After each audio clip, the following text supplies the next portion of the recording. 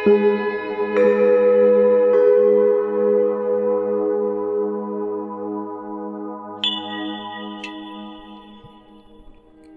के सवाल में अनेक प्रश्न आए हैं और वे सभी प्रश्न करवा चौथ पर्व पर आधारित हैं।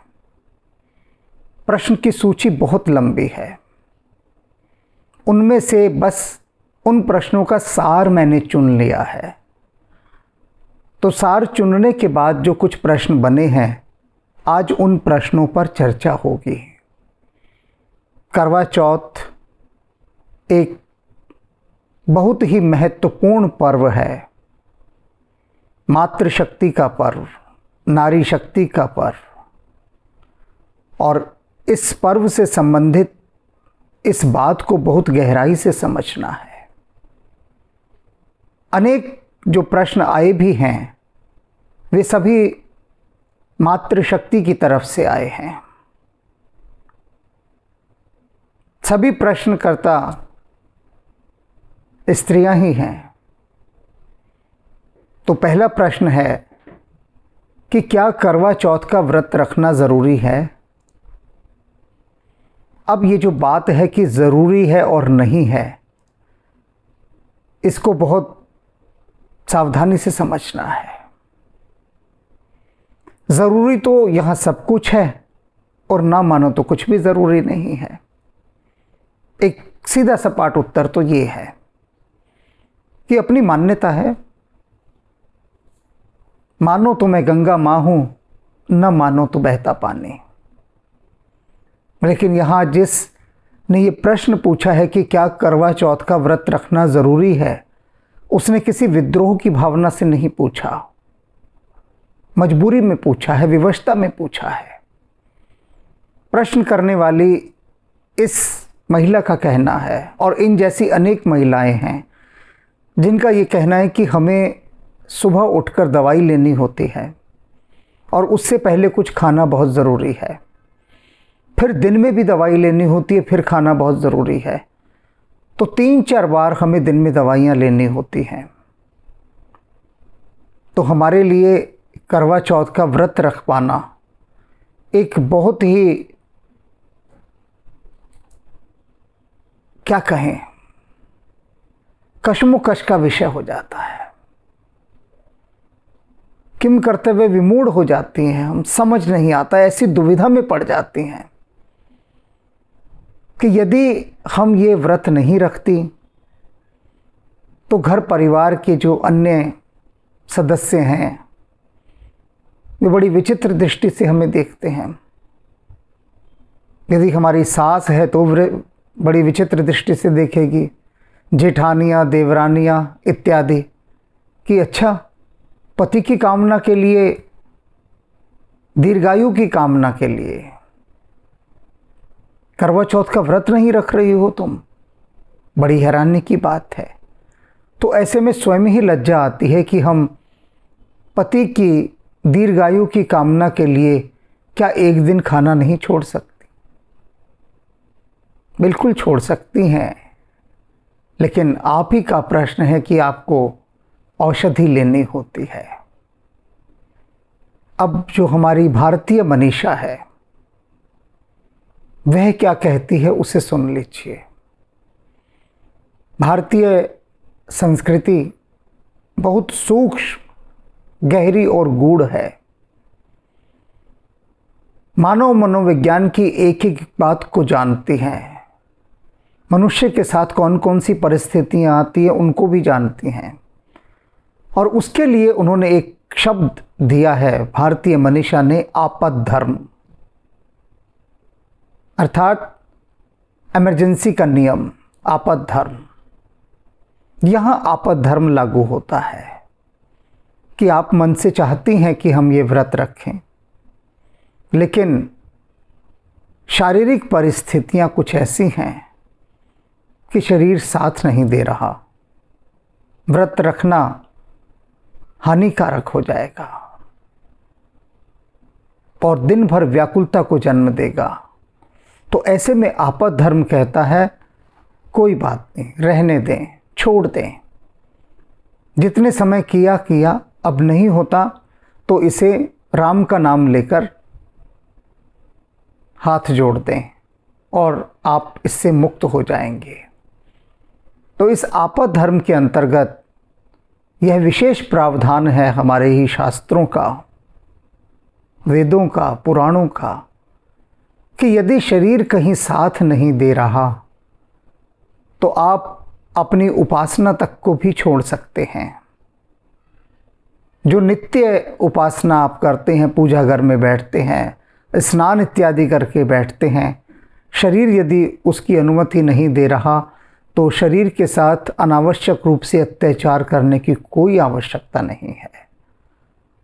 तो करवा चौथ का व्रत रखने की अनुमति यदि शरीर नहीं दे रहा, शरीर लाचार है या ना भी लाचार हो, उसके साथ कुछ ऐसी परिस्थितियां उत्पन्न हो गई हैं कि जो बाधक सिद्ध होंगी, तो आप करवा चौथ क्या किसी भी व्रत को छोड़ सकते हैं।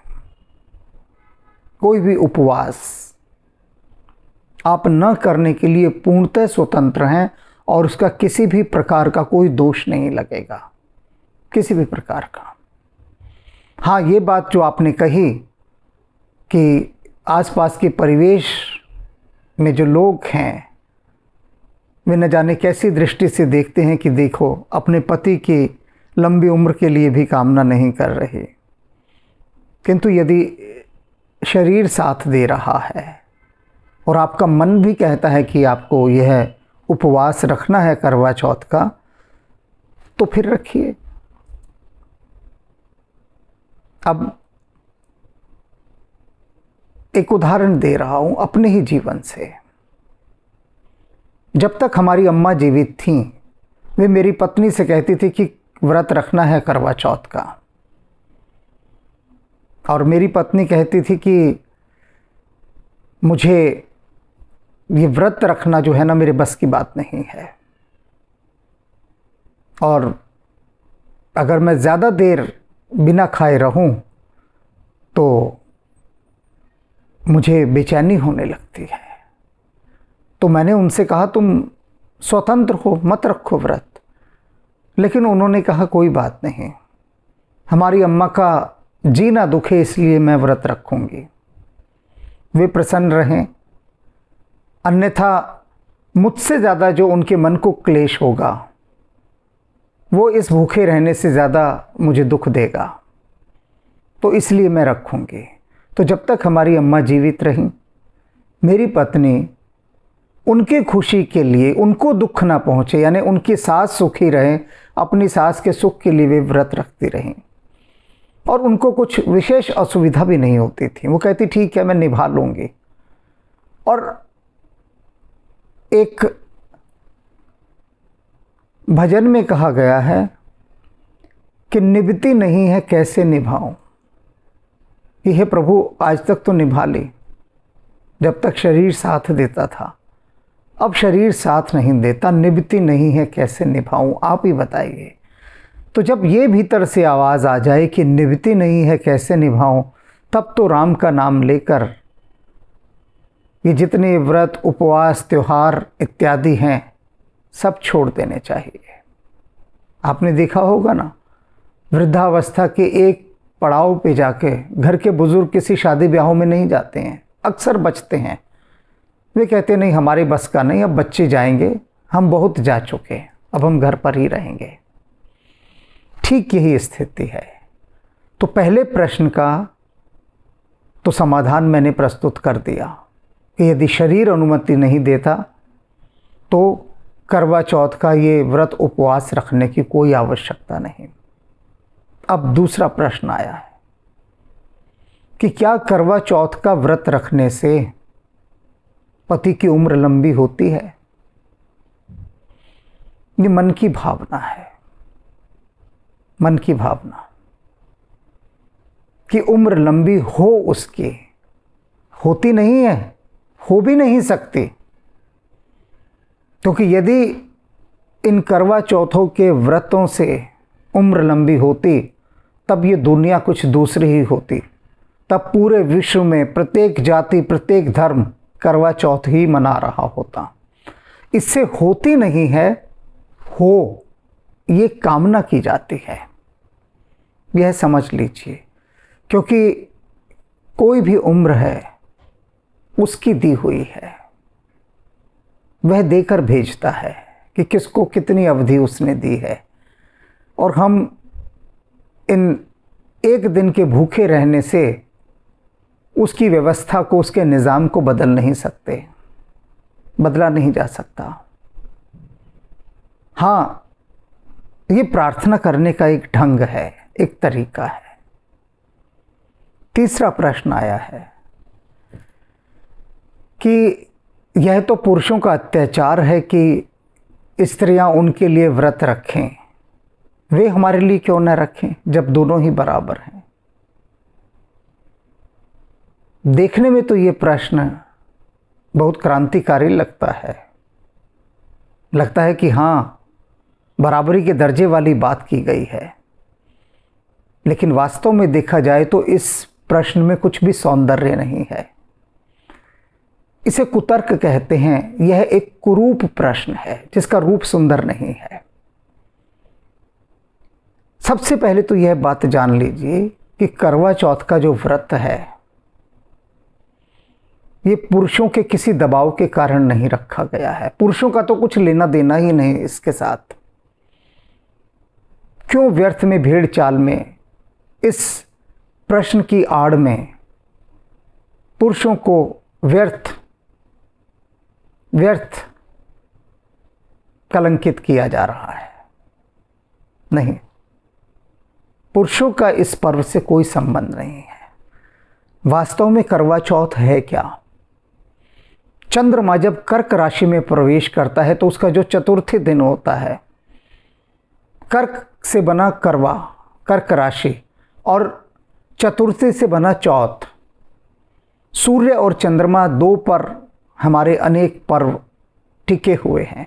जैसे मकर संक्रांति सूर्य से जुड़ा है, तो ये जो करवा चौथ है, जब चंद्रमा कर्क राशि में प्रवेश करता है, उसका जो चतुर्थ दिन है, उसको लेकर प्राचीन काल में कहीं किसी कोने से ये बात शुरू हुई होगी कि चंद्रमा का जो क्षय हो रहा है वह क्षय ना हो। जो हमारा पति देव है वह चंद्रमा के समान है, उसका क्षय ना हो, उसके लिए प्रभु से प्रार्थना की जाती है।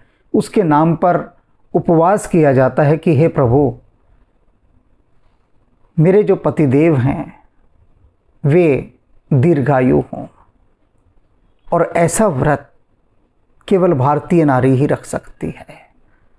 ये सौंदर्य है भारतीय नारी का, ये गरिमा है उसकी, ये महिमा है उसकी।